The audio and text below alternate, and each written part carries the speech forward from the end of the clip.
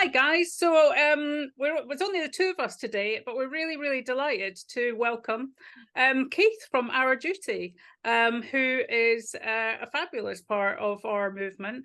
And he is part of a huge organisation now, which is an international peer support group, who look after lots of parents who are basically have children who are going through this thing which is commonly known as rapid onset gender dysphoria. But my understanding is that you call it something different, which is about transgender ideation. And you have like a whole philosophy about this. And we're really, really delighted for you to come on and tell us a bit more about it. And we can talk about all the things that are really bothering us and bugging us at the moment. So Keith, you're really welcome to join us. Thank you very much for having me on. No problem. So tell us a little bit about Our Duty and what your kind of story is and everything that's going on with you guys. I was personally affected by this common story of having a child transitioned at school when she was only 16, and she's now well into her 20s. So about 8 years ago, this all kicked off for me. And at that time, there was very little information around. In fact, there were two websites, Transgender Trend in the UK and Fourth Wave Now in the United States. Right. Were the only places really questioning what on earth was going on. And I scrabbled around and tried to put things together and was wondering what on earth to do, because instinctively I knew that the whole idea of sex change was just ridiculous for a child. It's just bonkers in my view. And I spoke to Stephanie Davies-Rye way back, it must have been early 2018. And I said, well, does Transgender Trend do parent peer support? And she said, well, what do you mean by that? And I said, well, getting parents together, it's a well-known way of helping people who are in this traumatic situation by just getting parents together and helping them to help each other. So that was the original vision I had for what I would like to do, and I originally volunteered to do it within, under the auspices of Transgender Trend.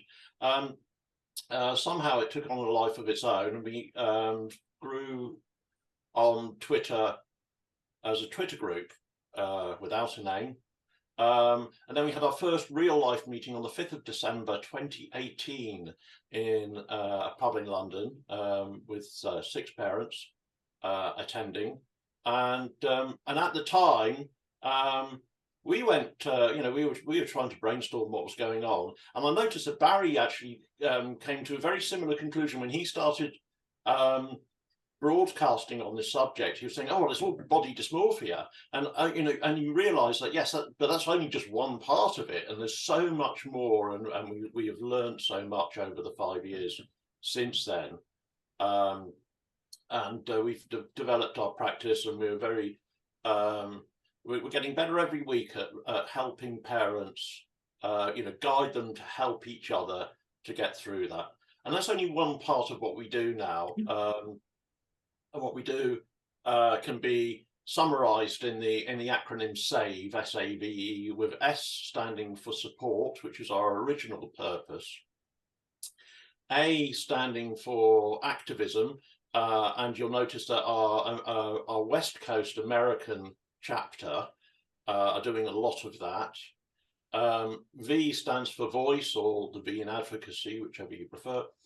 And that's really about being the voice for parents, because for a lot of reasons they cannot necessarily speak up for themselves. One, they're very interested in protecting the identity and privacy of their children. In the current environment, they have to protect their own identity as well, because if they're speaking up against this ideology, they could easily get cancelled, lose their jobs, and so forth. So we try to be the voice of parents. And the last one, E, is education. So we try and publish as much information to the wider world as we can. So when we talk about education, we're not talking about, working in schools and that sort of thing. We're talking about educating the wider world, what on earth is going on here. So we've grown. Yeah, we've got about 2,000 people on our books now. We have active chapters in Australia, Canada, 2 in the United States, and obviously our original one in the United Kingdom. Yeah, that's where we are now. Wow, that's incredible. That's a lot of work. I mean, I certainly know I deal with a lot of parents who've got children who've taken on a trans identity. And believe, her believing in this. And it's really, really traumatic to try and unpick their stories and to try and support them. And I always, refer them on to either yourselves or Bayswater so that they can get some, peer support, because that's obviously incredibly important. So, I mean, obviously there's huge amounts going on in the press. There's article after article. We're really we couldn't ask for more traction at the moment because of all the work that we've been doing in the background to try and push the whole schools issue around, social transition. So what was your thoughts over the last few days about some of the articles that have come out and some of the tensions with regards to this guidance that we've been waiting for about what's happening in schools? Well, isn't it great that it's being spoken about in Parliament? Isn't it great that we've got members of Parliament like Miriam Cates and Nick Fletcher, who actually have got quite a sound understanding of what's going on and what needs to happen. And both of them, I noticed, called for an outright ban on social affirmation in schools. And that's something that, I think any person who understands all the issues at play can fully get behind. Yeah, I mean, we're Barry and myself and Robbie, as you know, are hardline on all of this. I mean, Barry, you've obviously been fully engaged and churning out video after video. You've been doing incredibly well on this. I mean, I'll tell you what I think in a minute, but what was your sort of thoughts over the weekend? Well, I've never been busier. Yeah.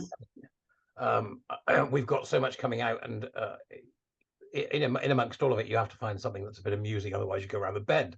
But it's what we've seen is very, very important, that we're seeing things coming to the light.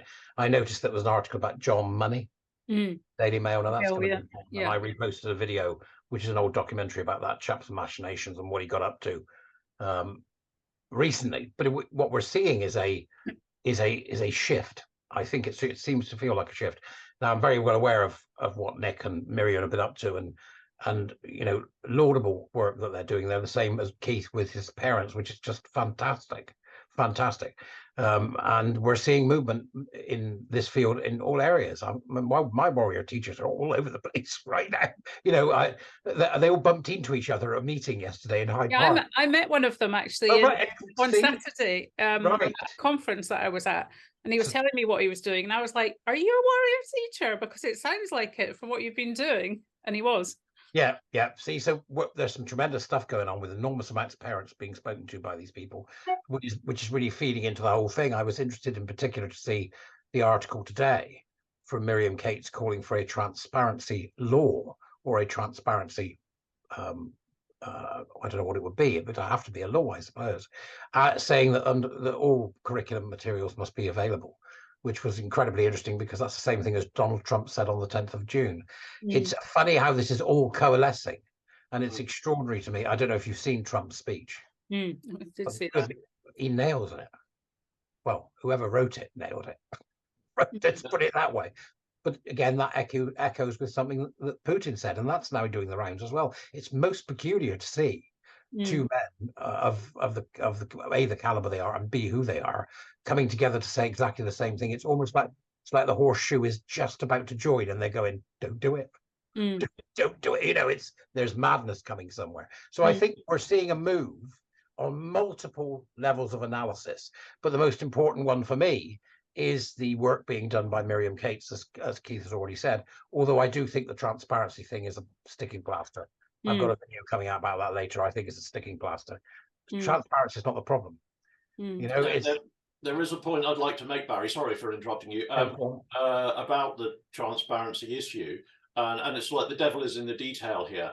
I think it's very, very important that all curriculum materials are made available to everyone. And the reason why is that these groups that are trying to promote gender ideology and critical social justice theories into schools, they want to embed their poison across the curriculum. They say this, they're explicit about this. And that means you'll have a maths lesson effectively trying to persuade the kids in the class that they're racist or they can change their sex. And the other thing is, we are often approached, and I'm sure Isla is as well, by parents who want a proxy to approach the school on their behalf because they do not want to rock the boat. They do not want their child to be disadvantaged by raising criticism of what's going on at the school. So those are the real big reasons why I think all materials available to everyone. I'll tell you what, I mean, that is an incredibly important issue, but the fact that they have still got their mandate to teach gender identity is we're never going to be able to solve this issue until that is effectively removed from the edict. Now, one of the things that's really, really frightening me with regards to the actions of Gillian Keegan, and believe me, I have a whole load of them, but at the moment she seems to be fantasizing that she's going to be able to get away with this piecemeal approach, that they can allow some children to make their social transition on the basis of parental consent. So there's a whole host of different issues that come up here, which are all big. There's consent and parental responsibility. There's the whole issue around transition in itself, which basically, as we know, traps children into a position which is very difficult for them to exit, because of course they get huge amounts of affirmation from their friendship groups, and why would they want to be completely normal when they can get all of this special attention from being in one of these different groups. And essentially, they're not looking at it from a clinical abuse picture, a macro level, for the fact that actually there is no trans children, and that they've, smothered them in this whole gender nonsense and propagandized them, and that they need to take all of this away. Gillian doesn't want to look at the evidence. She doesn't want to move her position. She's still trying to put her trans rights activism upon this whole thing. So for as long as social transition is on the table, this is never going to go away. So I'm incredibly concerned with the stuff that I'm coming out with, despite the fact she's had numerous reports, from New Social Covenant, that Civitas, the Policy Exchange, etc., etc. Now, the other thing which is really concerning me is the fact that they're not relating this to being a massive safeguarding issue, right? Now, you'll see very little mention of the issue of the keeping children safe in education paper, and that is something which we should be calling upon, because at the end of the day, this is also an Equalities Act issue, because you've got two affected groups here who've got protected characteristics, who are fundamentally disproportionately affected, because you've got autistic children and you've got LGB children. So that's another facet, because if they actually went down the safeguarding route more, then we would be able to have more leverage to pull a lot of these children out. So what I'm seeing, and I don't want to go on to the next part, but what I'm seeing here with what she's doing in terms of social transition is she's trying to pull back on the trans child premise, right? She's trying to re-embed that to the point where we were trying to get away from it, and she's trying to reinstall it as much as she can. And I think that that's a huge, huge issue. Oh, I totally agree. And the bottom line is, social affirmation is an unethical intervention. It just should not be done, because the moment you affirm a child's incongruent gender identity, you are putting them at risk. So you're right, it's a safeguarding issue of getting on what's sometimes called the trans train, and they end up going to the next station on the stop, which is demanding puberty blockers, cross-sex hormones, surgeries, and so forth. You know, the simplest, easiest way to stop a child going down that route is to say no, and to do it clearly. Make sure that the state is behind the people that are saying no. You know, the big problem, one of the big problems we've got is there's so much information out there that implies that the child saying that they are the opposite sex might be right. And you know, we need to sweep all that away, and it's going to take decades, I think, to get rid of all that crap. And yeah, carry on. Sorry. But yes, it's unethical to affirm a child's incongruent gender identity. Is the point I'm getting? But there's also, you know, if you want to get down into the detail and say, well, actually, can we do some kind of fudge, compromise, find a consensus? I don't think we can.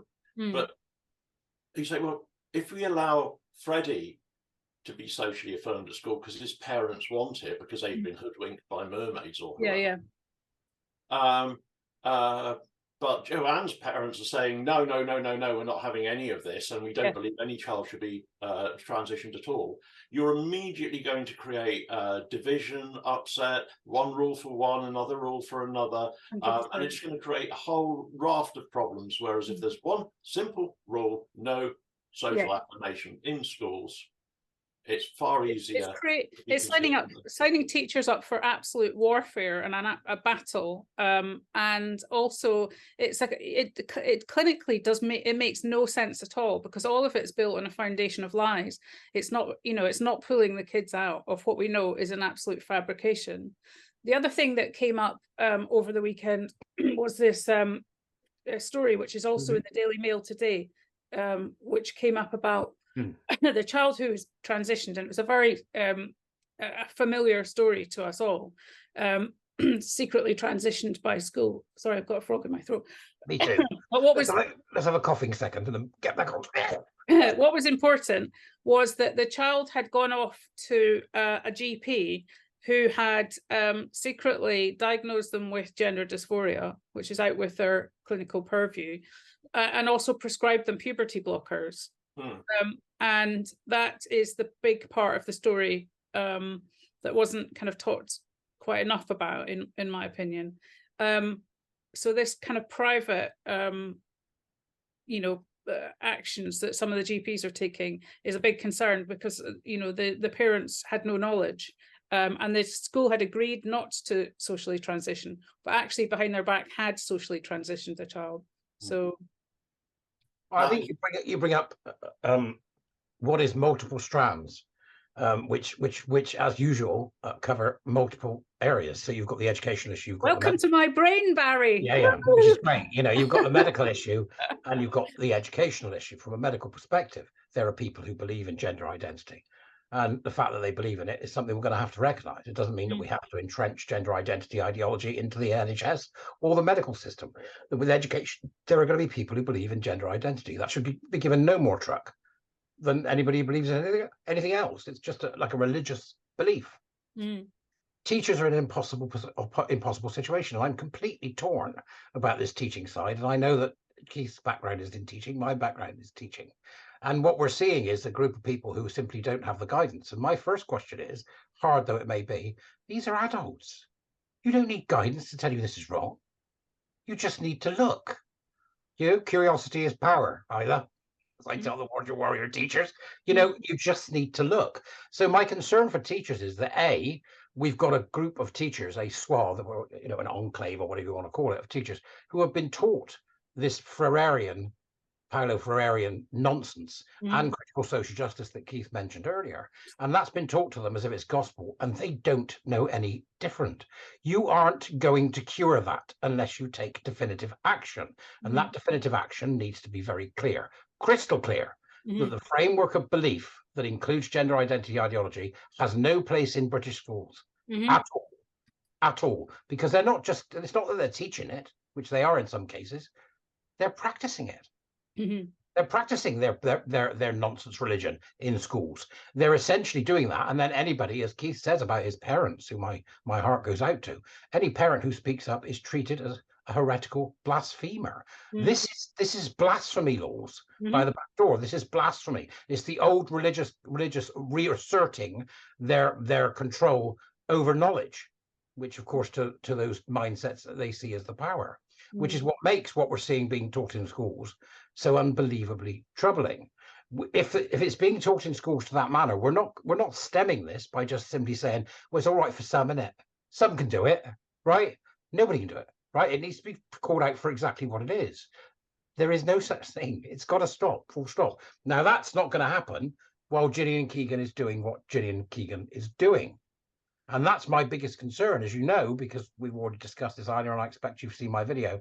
My major concern around Keegan is the statement that she's got somebody who's going to provide these resources for free that teachers can or cannot use if they choose, who are a group of people who, let's be clear, were doing something that was a very good idea. You know, here, of course, I'm mentioning Oak Academy. Tell us a little bit about that, because I know you did a video on it, didn't you? I've done two now. I mean, Oak National Academy is something that's appeared from nowhere. It was actually put together before COVID to provide lesson plans for people who were homeschooling during COVID. And there was some incredible work done by teachers. So if teachers send this stuff in to the academy, and then that was, it was distributed out to people, rather like the stuff you'd get from the Times Educational Supplement or anybody, any other sort of, I suppose, what you would call a sort of treasure trove for teachers of stuff they can pull and use without having to go back to original design. This makes perfect sense to any teacher worth their salt would understand that that's worth doing. They've then been able to obtain some government funding to provide PSHE, RSHE stuff and other materials as well. These folks are doing some great work. They are doing some great work. But when you look at the PSHE curriculum, it's utterly horrifying. It is purely behaviorist. And by that, I mean, they're not teaching people to think, as Keith obviously praised the idea of teaching people to think earlier. They're telling people how to think, and they're telling people how to live their lives. And it includes stuff that the school has absolutely no business being involved in whatsoever. They are not there to teach children about vaping. They are not there to teach children about right-wing extremism. They are not, this is the purview of parents and the wider society to involve young people who are old enough. So do you want me to give you some examples? Because I got it here. Let me give you a quick example. So year 11, which is obviously they're, almost adults at that point, they're going to discuss with them things like safe and chemical sex. No, you aren't. What? Is that like poppers and No, it's not poppers. They're talking about chemsex parties and stuff. That's my thinking. What to children? Chemsex parties. No, hang on a minute. Right. First off, it's year 11, right? So how old? 16 and over. And the chemsex though. Yeah, but the chemsex stuff's illegal anyway for anybody. It doesn't matter how old you are, right? Oh, what are they talking? Even I don't know much about that. Well, it's not. I'm not saying that they shouldn't know about the dangers of chemsex parties. They should know the danger of chemsex parties. I'm saying it's not the school's purview to teach it. I feel a bit sick thinking about that. Yeah, what is a chemsex party? Where everybody gets together and gets totally drugged up and has sex for days on end. You imagine the smell. Right? That's what they do. Right? Do you remember in the 70s when they used to throw their keys in a bowl and say, screw my missus? You know all that stuff? We've taken a bit of a turn. Yeah.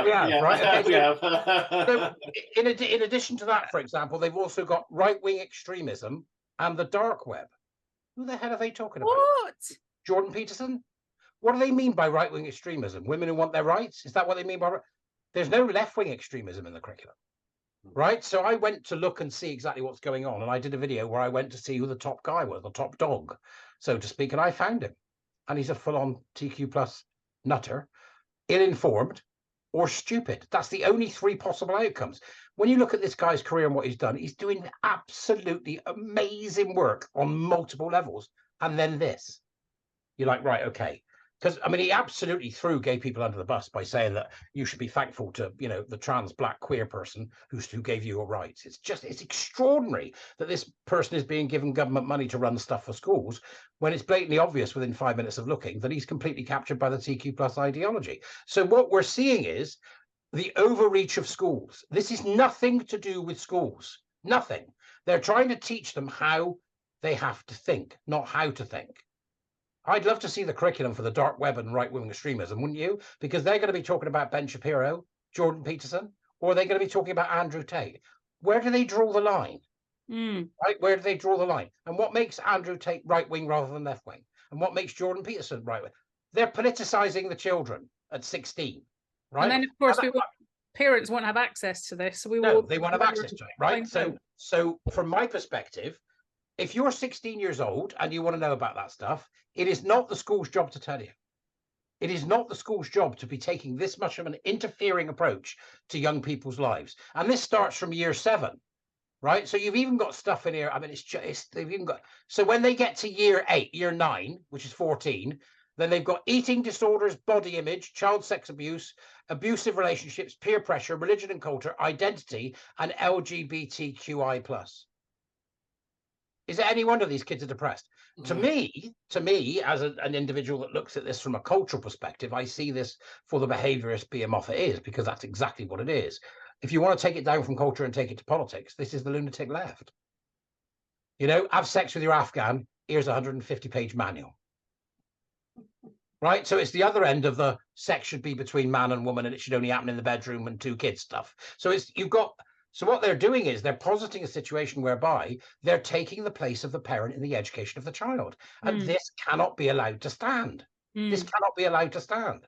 Parents need to recognize that, yes, this is a threat. But the bigger threat in my mind, and I'd very much like to hear what Keith thinks about this, the bigger threat in my mind is that they are usurping the parents' responsibility to teach their children about the world in which they live, which is not the purview of teachers who should be teaching them what happens if you mix sodium with bloody magnesium, right? That's my take.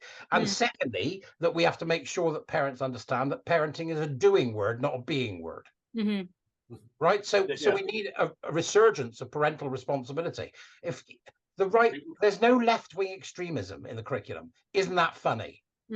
Right, so there's something going on here that's innately political within that curriculum, as well as including ridiculous nonsense like growth mindset and brain. You know, it's all the corporate rubbish that I've seen throughout my lifetime is also in there, and this is just the list of headings. What the hell's in the content?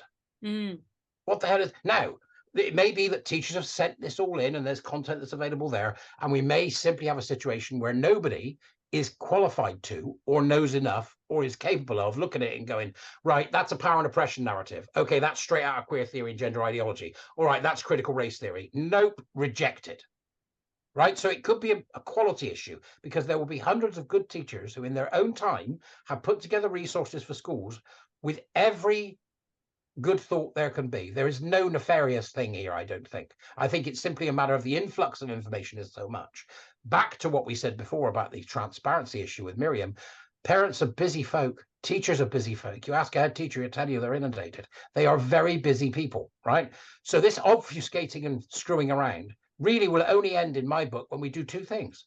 No to social transition, yes to teaching them that gender identity is a cracker's belief system, and no to PSHE in schools. It needs to stop. We need a moratorium until we can say, right, that bit goes into biology. They'll get that, right? And you don't need to teach them the rest of that. That's the parent's job. And then we send a letter to the parents saying, these topics, that's your job, not our job. Because teachers don't want this. I don't believe they want this. I think PSHE is a boot on the face, a political boot on the face of teachers. That's where I think they are, and they're stuck. Because most of them will be, you know, good, liberal, left, leading people who just want to do the best they can for the kids. I think it's a terrible imposition that's happening here. Keith, I would be interested to hear your take. I'd like to know first up, Barry, whether you think that this whole movement to get our children to believe that they can change sex and that they're racists is a far left political movement. I don't see it as a political movement in that respect. I see it as a cultural bubo, if you will. Right now, it is political. It's inherently political. It's inherently left because it's totalitarian and it's collectivist. So it's bound to be inherently left. That doesn't stop it from being a great tool for the right, where there's money to be made. That's why they're marketing it. That's why they're, you know. So this idea that it's actually that we need to address it from a political point of view is, if we're not careful, a false trail. It's a cultural war. Now they say it's a culture war, and it's only a culture war. Well, Mao was only a culture war. The Nazis were only a culture war. This idiocy that seems to think that unless it moves down to politics, it's not a real war is a problem for us all, because the culture war is where it starts. Culture is upstream of politics. And if we don't address the fact that we have got culturally dangerous ideological ideas, wherever they come from, that are going to bring about the ruin of children, then we are in serious trouble, because we don't come from a world that's filled with power and oppression narratives. We come from a world that lives in the utmost luxury, and many people around the world don't have that. And we've got to start with the positive measures, because this type of stuff that they're teaching kids is making them ill. You've only got to look at the mental illness statistics, the depression, and all the rates that come with it. Does that answer your question, Keith? Yeah, absolutely. Thank you. Yeah. I mean, you're right about the mental illness. You know, we are raising a generation of kids to be so afraid that a generalized anxiety disorder is generalized across the population. There's a couple of points that you made worth picking up on. One is this idea of domains, or purviews, I think is the word that you used, where, you know, yes, so there's clearly some things that are the responsibility of the parent, and there are some things that are the responsibility of the school. And yes, I think the moral upbringing of a child and the relationships and sex education, by and large, apart from the facts, the mechanics, which are to be taught in school, everything else is within the domain of parenting.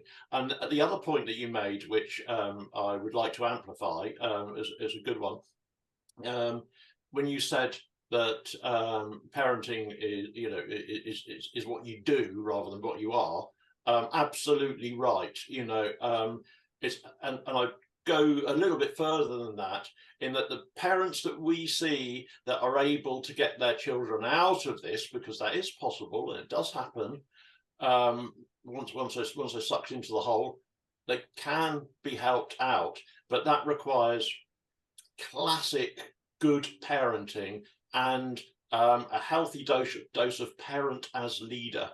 Yes. You know, so I'm the one that makes the decisions. This is what we're doing, you know, parents need to be encouraged to be like that, rather than the wishy-washy, oh, I want to be your friend, and isn't it lovely that we can go to the shops together and buy the same clothes. No, none of that. Let's, you know, you're the parent, you're the boss, set your boundaries. You know,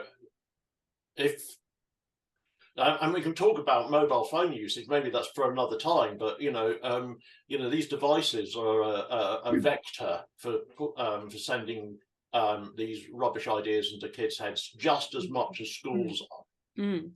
Let's all be Fabians, for an example, on TikTok. Mobile phones are a huge part of the problem, absolutely. I want to try and move us along, if that's okay, chaps, into how this interacts with the new NHS services.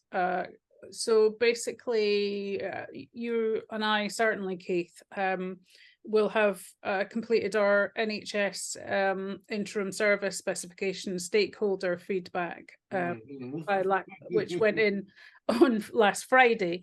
Now, that came out, the feedback from the initial consultation that we did came out, and basically the short summary that hit Twitter, people said, this is great news.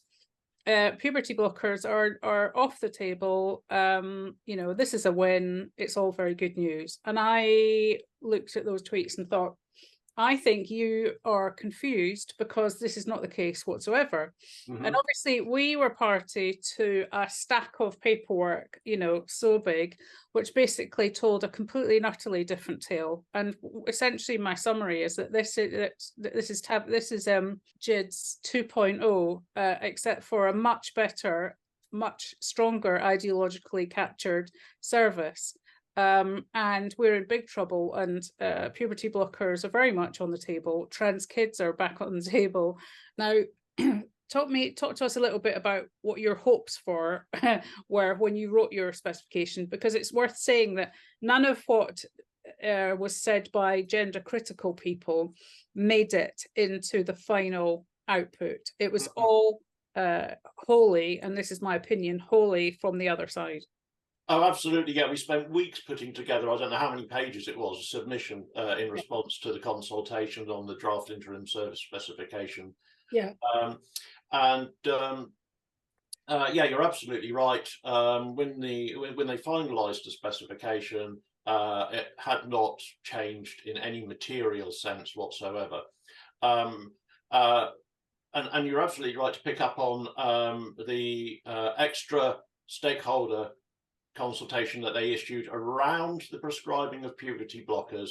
And yeah, the people who said, oh, isn't it wonderful the NHS have banned puberty blockers, were completely misled. And I'm sure that was the intention of the press releases and the documentation that the NHS put out. But the truth is this: they have said that puberty blockers are going to be only available under research, was their first line. But the second line then said puberty blockers will be available on a case-by-case basis, subject to review by a holistic team, multidisciplinary team, yada yada. But you know, how that team's constituted and what its members think is going to have a profound impact. And then the third one, and this is the one that really scares me, and they didn't provide any detail on it on the stakeholder consultation. They provided it says link to the new specification, and the link was dead. It didn't actually work. But it said there will be a separate protocol for the prescribing of puberty blockers when they're being used as a precursor to, and I paraphrase here, I can't remember the exact wording, but as a precursor to the prescription of cross-sex hormones, which they called gender-affirming hormones. And again, as you point out, you know, the language, the use of language is actually going backwards here, and they're starting to use the language of the ideologue rather than you know, objective fact-based language. Now let's have a look at that. So what happens, isn't it? And I think it's pretty much what happened to Kira Bell, and it's certainly what has happened to a number of other patients that I'm aware of, is that when you've got what they call endogenous, that's it, you know, your body makes it. If you're a girl, it's you know, estrogen and progesterone, and that's endogenous in your body. And when the doctors come along and pump that girl full of testosterone, that's exogenous, it's coming from outside. So if you make the switch from an estrogen and progesterone based hormone system, endocrinology, in a person, and you're trying to make that switch to a testosterone based one, okay, what they do is they smooth the path out by staging it, saying, okay, well, we'll give you puberty blockers so it takes your female hormone system down, and then we put you on the testosterone so it ramps your the male hormone system up. So so it's like it's used as a like a stepping stone, if you like. And that's probably the most common use of puberty blockers in you know, the unethical practice of opposite sex imitation medicine. And yeah, that is actually labelled up as you know, a third separate route for the prescription of puberty blockers. So let's be clear, the NHS has not restricted the use of puberty blockers to research settings only. You can still get them on a case-by-case basis. You can still get them if you are moving on to opposite sex imitation hormone regimen. And one thing that Barry and I and Robbie spoke about in a previous video that we did is that we don't believe that any one single child at all should be put on these horrific drugs. And I from the get-go said that just because someone is given a bit more information and signs a form doesn't mean that they can give informed consent about potentially losing their sexual function, you know, their ability to orgasm, potentially affecting their brain development, etc. bone health, one of the things that I did for the second part of the stakeholder consultation is I spent an inordinate amount of time going through the stakeholder company. So this whole undertaking was carried out by a company called Tonic. Now, who are Tonic? They are, in my opinion, another ideologically captured organization. Now, they, we looked at all of the different members of staff, and one in particular had form for writing quite an extensive LGBTQ prisons report.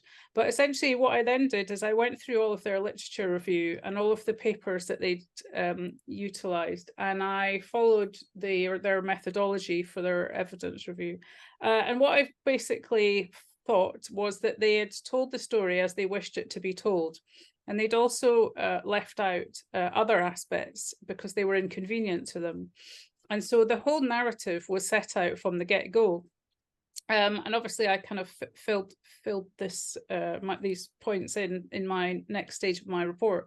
But I think that the company, their whole mission was to exclude us, and it was biased. And I think that there's a lot of work and follow-up that could be done on that whole Tonic exercise. So, you know, that's not over. And if I get a bit more time, I'll microanalyze that whole consultation, because I think what you're describing, I mean, this is more your purview than it is mine. I seem to be fond of the word purview today, Keith. I don't know why, than mine. I think what you are describing is actually, I think it's Game of Thrones. I do. And I think what we're seeing is the appeasement of the sparrows. And that's the biggest problem we've got. The sparrows, of course, were a puritanical, totalitarian religious cult in the Game of Thrones. And what we're seeing is a both sidesism here, where we're beginning with the premise this is real. Whether it's in education or whether it's in medicine, the premise that they're beginning with is actually this is real. It's not real. None of it's real. Right? Every single last bit of it is not real. Every single bit. From whichever angle you take, from the point of view of queer theory, none of it's real. It's all just made up. It's just nonsense and guff from California, where everybody was stoned. If you look at critical race theory, originally a very useful tool within the legal system, that's now morphed beyond belief. Even Black Lives Matter wasn't what it pretended to be. Right? This is now all coming out. And if you look at gender identity ideology, well, you know as well as I do, it came straight off the back of Kinsey, to money, to De Checkley, to Susie Bloody Green, and to mermaids. None of it is real. And my concern is that we are succumbing to a narrative in which people do not understand that this nonsense has been percolating in academia for many, many years.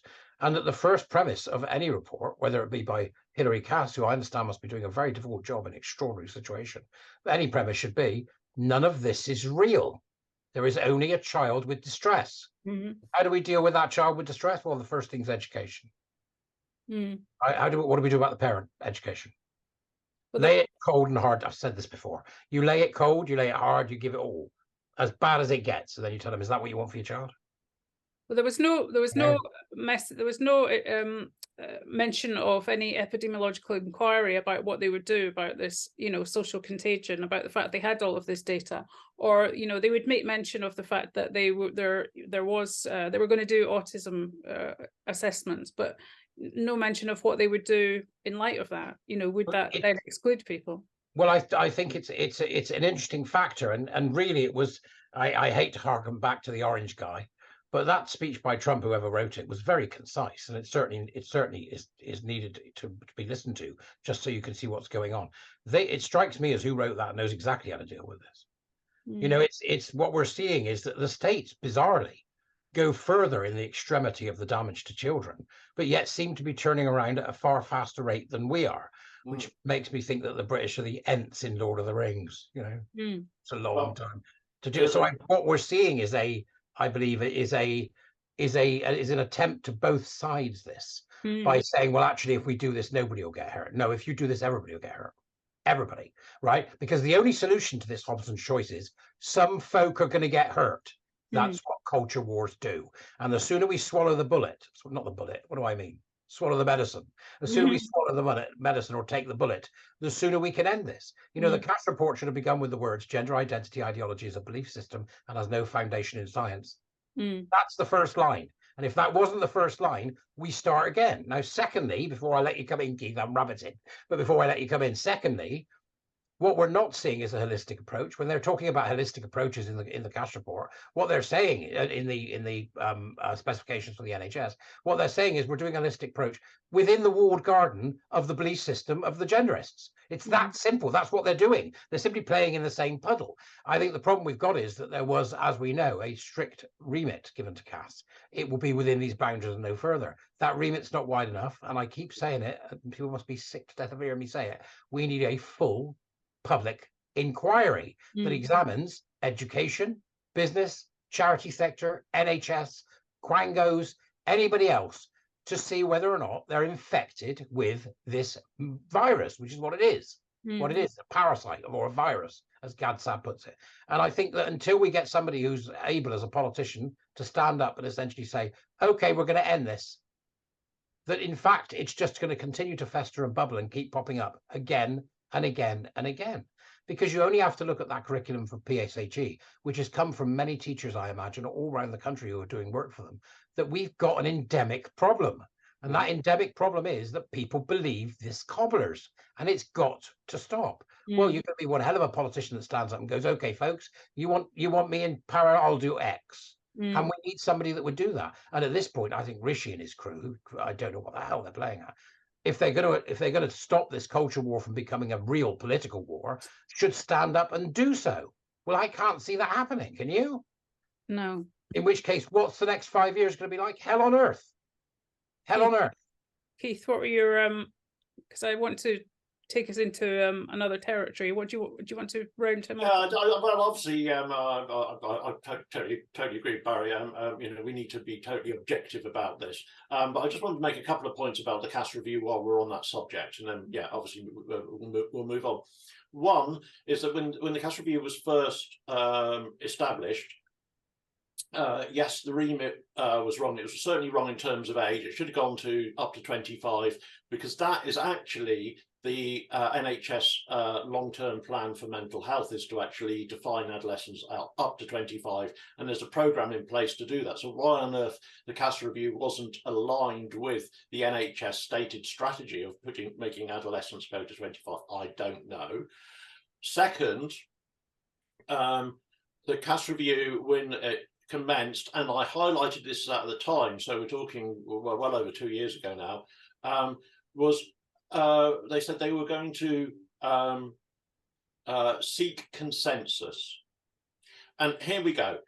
Consensus is utterly impossible when you've got two positions: one, objective facts, which I think we agreed that, you know, we're arguing for, and we, you know, if somebody comes up with a new fact, we'll quite happily accept it if it can be demonstrated that it is a fact. And these ideologues pushing their completely false belief system, and there is no common ground. There is no area for consensus between those. So the Cass review was doomed to fail simply on that basis. And if you look at the topic report, which you referred to earlier, you will recall, you will see that they highlighted the responses to the, you know, the submissions to the draft interim service specification as being in two groups, Group A and Group B. And Group A were basically those supporting the transgender activist position, and Group B, those supporting the concerned parents position. And as we discussed earlier, it was the activist position which was embedded in the final specification. You cannot have compromise or consensus in this. There is right and there is wrong. And, you know, you can accuse people like me, if you like, of indulging in black and white thinking, and that's you know, can be perceived to be a mental disorder in certain circumstances, but not in this one. It is black and white. You know, giving a kid a sex change is wrong. End of story. And we should be eliminating all the pathways that lead to that, right back to the germ of the idea that is planted in their heads in school and in social media and in YouTube videos and so on and so forth. I couldn't agree with you more, Keith. But again, here we've now got an ideological position where I disagree with both of you. Now that's an interesting one, isn't it? In that I don't care what people over 18 do, and I think that the remit to deal with those people is education. Right? I don't care. And I think the creep of the NHS into people's lives and defining adolescence until 25 is actually a problem. So I disagree with you profoundly on this. Years Hold ago, on. So on the 17 to 25 bit, you disagree? absolutely profoundly. Okay. Profoundly. Well, Right? let's have a scrap then. Yeah, let's have a scrap, right? Okay. Come on, right. come on, give us your part of the reason that this problem exists in our society is because we are relying upon a therapeutic society in which everything is seen through the lens of the therapeutic. Now, Frank Furedi wrote about this 30 bloody years ago. He was prescient in writing about it. Okay, that what's being taken as a given is the idea that we as humans are fragile creatures that are not well or capable of falling unwell very easily, and it's a mental health sales drive. That's what it is, right? Human beings thrive best when they have something to thrive against, right? So when we experience great discomfort, when we experience terrible hardship, we're in a situation then when people come to the fore and actually you find, you know, the best part of you. There's the old statement, isn't there, about when man looks into the abyss, he finds his character, which is a very, very good metaphor for what's happening now. Is that we're not being allowed to look into the abyss anymore. And this protectionist framework that comes directly from the medicalization and the therapeutic nature of our society is a huge driver in the engine room of this nonsense. A huge driver. That's where I'm at. Yeah, but this is classic you in terms of your kind of cultural and behavior and all the rest of it. Yes, classically. This is just it's much more simple than that. This is about medicine. This is about clinical evidence. This is about epidemiology. This is about mortality and morbidity. You know, this is about healthy bodies, and taking, you know, people who are not fully developed and completely putting them on a pathway of doom.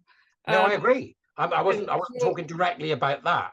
I'm not saying it's not a threat. But you have to. Right. I'm not saying it's a threat to young people. I'm saying it is a threat to young people. What I'm saying is that the NHS extending adolescence is a massive mistake. A massive mistake.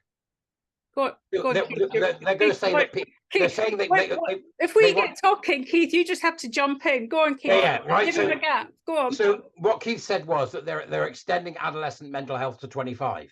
The NHS has got a stated strategy of adolescent mental health being extended up to the age of 25. And this is a huge mistake. Right. I'm going to both agree and disagree with you, Barry, on this at the same time. Cop that. Yeah. So one, I totally agree with you about the pathologizing of everything. I think that's totally wrong. You know, oh, you're depressed, there's a pill for that. I'm not a big fan. The whole staring into the abyss thing, yeah, absolutely. Kids need to do that, but they need to do it in a safe environment where they're not going to fall into the abyss. Why? They don't know. They do not need a safe environment. We're talking about 18 plus here, right? Yeah, hold on. Adults, right? Adults. You're jumping around. Are you talking about sort of things like psychiatry and because that's where that framework will come from? The idea of taking them underneath the umbrella of acute mental health care within the NHS. Absolutely. I mean, not just acute, chronic as well. I mean, yeah, there's a whole idea of, you know, if you've got somebody presenting with generalized anxiety disorder or depression or that sort of thing, because we know that the adolescent brain is going through, you know, this rapid pace of development, which some young people find difficult, and it tends not to settle down until 25. So that is the rationale behind saying, well, okay, those people's needs are defined by their state of brain maturity, and adults, if they're defined by their state of brain maturity, then they tend to be typically over 25. So that's a rationale for doing it, and I support it. But what I do not support, and I think Barry's likely to agree with me on this part, is that we should provide tons of treatment and therapy and what have you else. Life would be far better if we made these people resilient, so they didn't actually need to use these services, so that these services then really are available just for edge cases. I'd certainly concur with that point of view, if that's what Barry's arguing for. And I'd also go back, if I might, just sorry, Barry, I just want to finish my last point, and it is my last point on this one. And this was about the idea of bodily autonomy in over 18s. And I just want to say that, and Isla touched on this earlier as well, is I genuinely do not believe that a 20-year-old can give fully informed consent to opposite sex imitation treatments. Okay, so you need to have a framework within which we can help adolescents avoid such medicine. So I think in a way, the way the system's designed, because at the moment it is as captured as you described, Barry, then yes, what you say is absolutely right. But if we can imagine a situation where we're dealing with rapid intervention for cases where, the kids have gone completely off the rails and flaky, and we need to help them get out of the hole they've fallen into, that kind of mental health service I do approve of. So so it's qualified. I don't accept 25. I would agree with you. Talking to a friend of mine who works in the field of body dissociation and body dysmorphia. These are terribly ill people, and those are the people that we want to protect. And I've got no issue whatsoever with them getting the protection they need. The problem I've got is if we start to mold our country around the idea that those that are psychologically unwell in some way have an indicator of how everybody else should be in order not to be psychologically unwell, then we're going down a very dark path indeed. The problem I've got is that fundamentally, over the years, I don't, the 18 to 25 thing, that really needs looking at, right? Because the simple fact of the matter is you don't wait for somebody to walk for their legs to be fully grown. So it doesn't wash with me, right? If they're 18 or over and they want to pay for this, they've got agency, they can do it. What do you want to do, section them? Right, they can do it. Now, the problem is that people that are unwell, who genuinely think this is going to help them, are the rare people that we genuinely want to help. The others who are going, well, I'll have this done. They will have it done and go, oh my God, what have I done? Because they got caught up in the whole milieu. So we have a situation whereby we have to be careful and say that although, of course, what happens to that individual is a medical issue, what happens to that person is a psychological issue, and what happens to them afterwards when they become a detransitioner is another medical issue. The whole damn thing wouldn't exist if we dealt with it at an educational level to begin with and said, no, we will not have social transition in schools, gender identities, cobblers along with the rest of it. So we have to look at where do we start, I think. I do agree. I agree. I do agree with you. I agree with you both on this. And oh, damn. It was supposed to be a good fight. I don't know, because I think in some ways we're talking at cross purposes, because there's parts we're basically, I think the gender issue is one, but I think one of the reasons that the NHS has done this is because it's actually role modelling. It's looking at this from an executive function in terms of NHS funding. And one of the problems with mental health services within the NHS is that they are absolutely flooded with this population of 18 to 25s in acute psychiatry because of the problems with CAMS, the child and adolescent mental health services. Because if you look at acute psychiatric wards at the moment, they're absolutely flooded with young girls, particularly, who are also this same subpopulation, who are fitting into the gender nonsense, who have incredibly high levels of suicidal ideation, self-harming, or who are being diagnosed, which I don't agree with borderline personality disorders. They're coming in with DID systems, multiple personalities. All of this is being flooded via TikTok and social media, etc. But the amount of they're really, really in crisis, and they're absolutely chock-a-block to the point where they're being sent all over the country because there aren't enough beds in acute psychiatric units. And I think that's one of the reasons why they've done this centralised 18 to 25 extra special funding, and because they are an unstable population at the moment. But if you go back, that's a bigger cultural issue, which feeds into this, you know, gender nonsense again that we're talking about. Because I do agree, you know, there is a danger in then taking this adult population and infantilizing them because of their agency, as we were talking about. Well, we're doing it with everybody else. Yeah, what makes you think they wouldn't do it with them? There's ins and outs of this, but anyway, let me use admin privilege to draw us back to where we were before we all had a bit of a breakdown.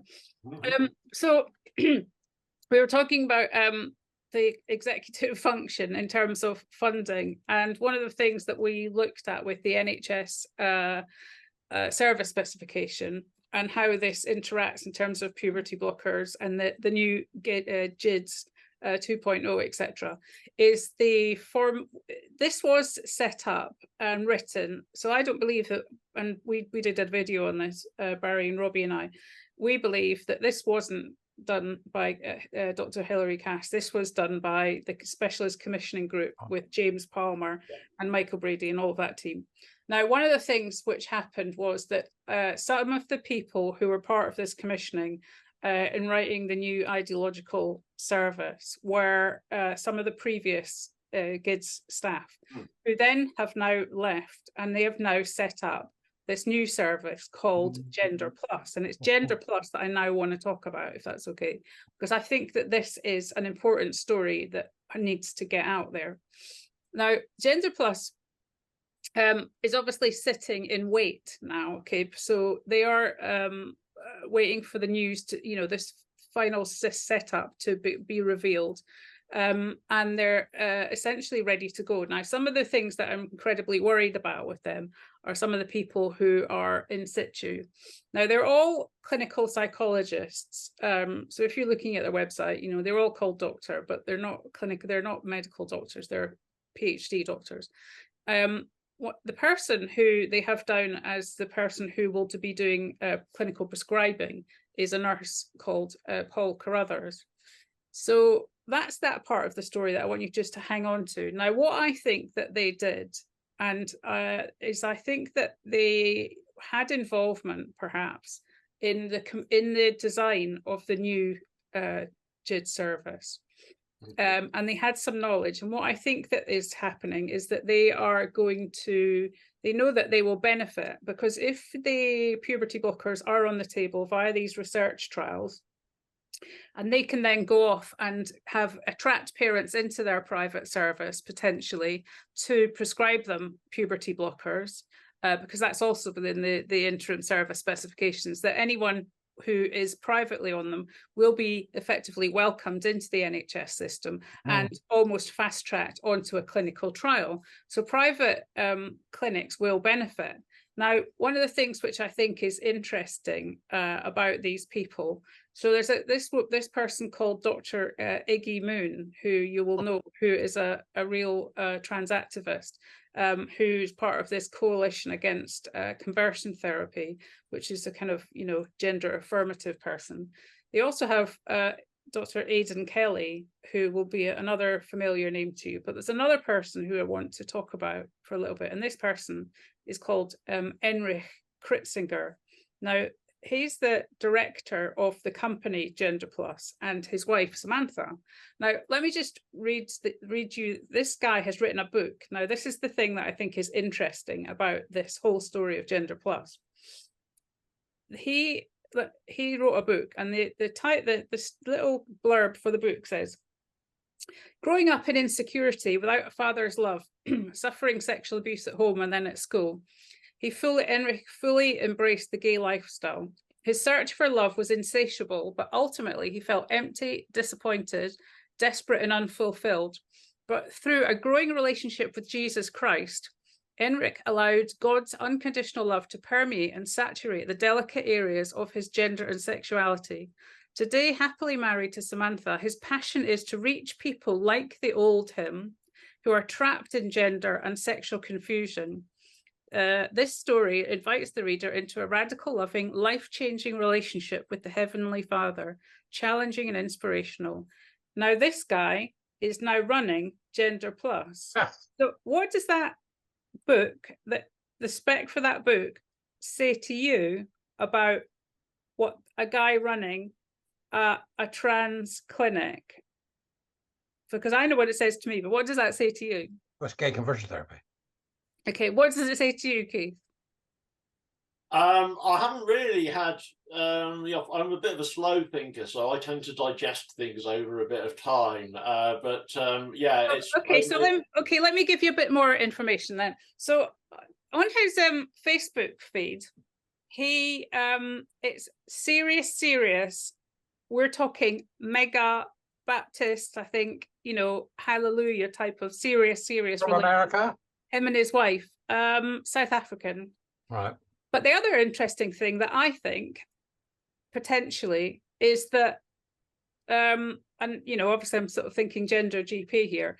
The nurse that I told you about, Paul Carruthers, nurses can prescribe medicine, but there is a medical doctor's name above the door, right? Usually. Now, Enric's wife, Samantha, is a doctor, an anesthesiologist who has her own company.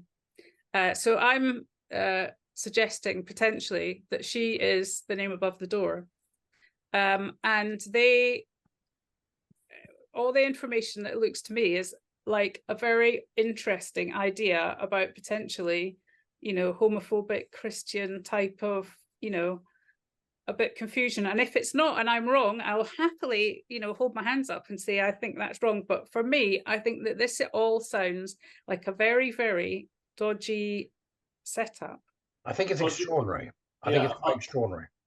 You could interpret it that way as it being, good old-fashioned conversion therapy, and they're converting gay kids into trans. Well, I think for reasons of religious.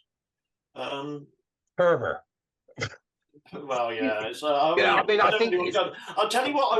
I will make a point though on Gender GP and on Gender Plus, and on the NHS, and on the adult clinics, which are.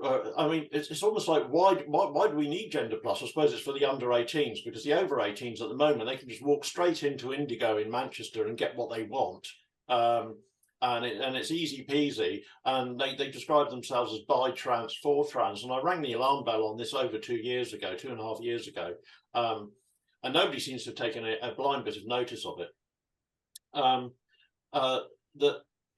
This whole gender affirming so-called approach, that is what we need to kill off, and that would kill off Gender GP. It would stop Gender Plus. It would stop these adult Wild West clinics, and for that to happen, we need the General Medical Council to accept that so-called gender affirming care, I prefer to call it opposite sex imitation medicine, is not good medical practice. That needs to happen. They need to say that. So in UK law, and I'm going off a bit, but it's sort of like, what do we do about Gender Plus? In UK law, accepted medical practice is defined as something that is carried out by a responsible body of medical opinion. And at the moment, they are relying on WPATH, the World Professional Association for Transgender Health, as being the responsible body of medical opinion. And I would say first up that they're not responsible. So they might be a body of medical opinion, they might meet that definition, but they certainly don't meet my definition of responsibility. And then the second point that you can pick up on whether something should be accepted medical practice or not is whether it's logical or not. And I think Barry is probably absolutely superb at destroying the logic. Well, there isn't any logic, is there, of opposite sex imitation treatments. And so I think if we were to get rid of the gender pluses and the gender GPs and the adult clinics and opposite sex invitation in general, I think that's something that pressure needs to be applied, and the GMC need to say no, this just is not acceptable. Well, I think you raise a very good point, and I think we get back to what's going on in the political arena with this bloody this conversion therapy bill. Well, it's easy. You just write it into the conversion therapy bill, and it's over. You can shut them down overnight, but nobody's going to do it, right? Until we get so everything we're discussing is of course very important because it gets the public awake. We're not going to. This is only going to happen step by step, I think, and it's going to happen by folks talking and meeting up and doing things and actually getting involved. And we know this is true. We know this is true, right? So from my perspective, conversion therapy bill should state quite clearly that that practice that they are doing, that practice of affirming to affirm the idea of the falsehood of gender identity is conversion practice.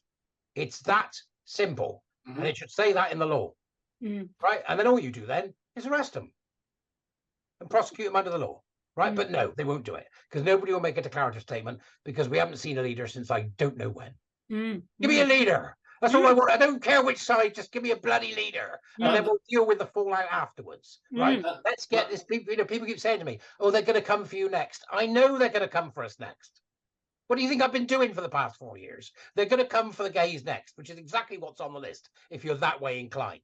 Right, and this is the first sign from what Isla's telling me today. Of course, I could be wrong, as Isla said, she could be wrong. From what I'm seeing, this is the first sign that there is a gestational movement in this country to eradicate gay people from the public sphere. That's what it is, and let's call it what it is. It's a gay conversion therapy clinic.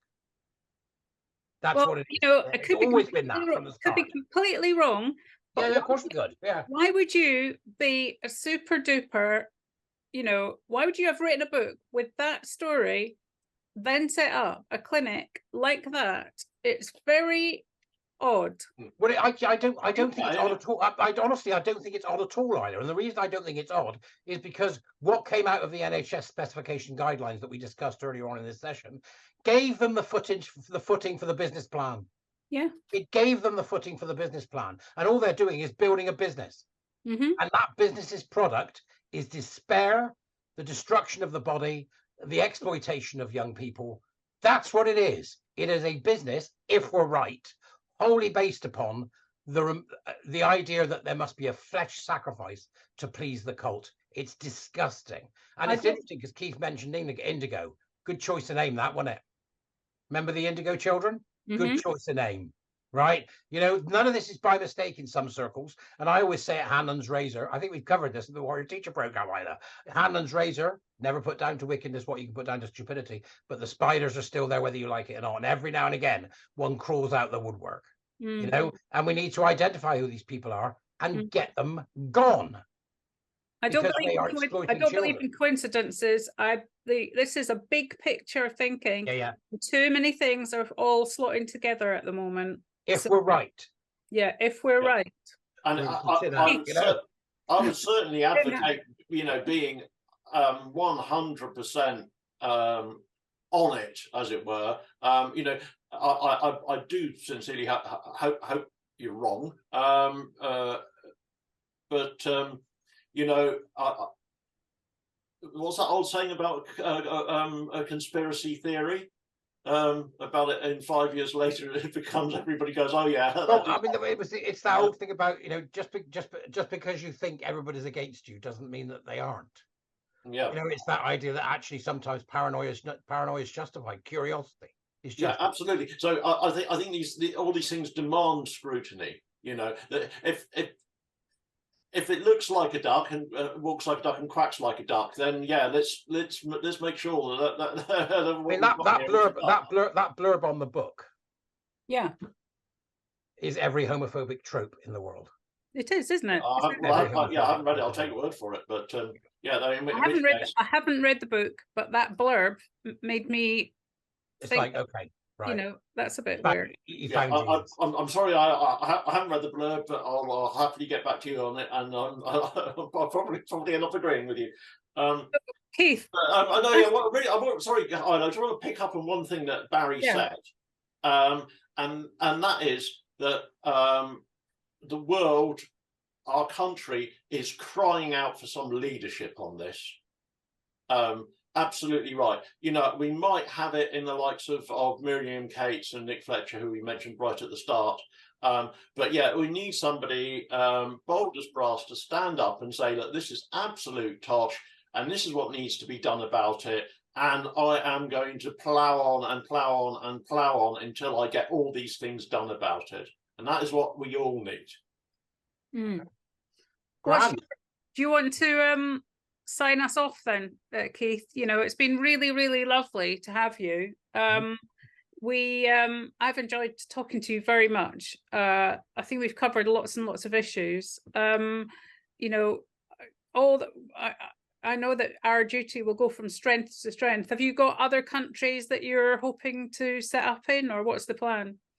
Well, the way we set up in another country is that we start encouraging enough people in that country to start networking, and then if somebody then, you know, if a leader emerges, then we establish a formal chapter. We call it branch, if you like, but we call them chapters. Just and so that process can take up to a year, you know, as people get enthused, and they and you need sort of what we call critical mass. But so the most recent edition was Canada, which was about 8-9 months ago officially. But obviously, from what I've just said, you'll realise that Canada started brewing about 20 months ago. And so we've got a few countries and or regions that are in the same position the pipeline Canada was. Amazing. Yeah. Do you know, it's good and it's obviously bad, because every single new parent that joins us is evidence of another child having been another tragedy by this evil.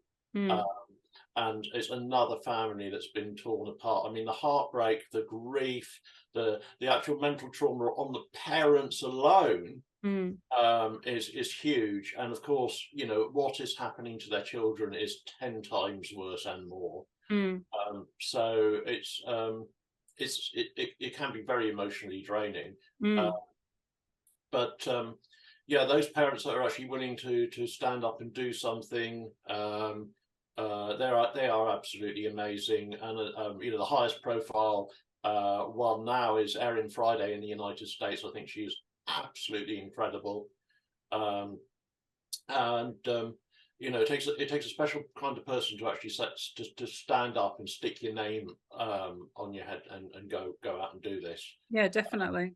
There are not many of us, and I look forward to the day when that changes and we can all be just open and honest about who we are, what we stand for, and the fact that, you know, our business is the health and safety of children. At the end of the day, this is a pure health and safety thing. And if we want to go back to what Ian Court said when we met yesterday, Isla, and Barry touched on as well in what he was saying, where you look at RSHE, whatever combination of initials you want for it, if you're going to teach them anything, teach them health and safety.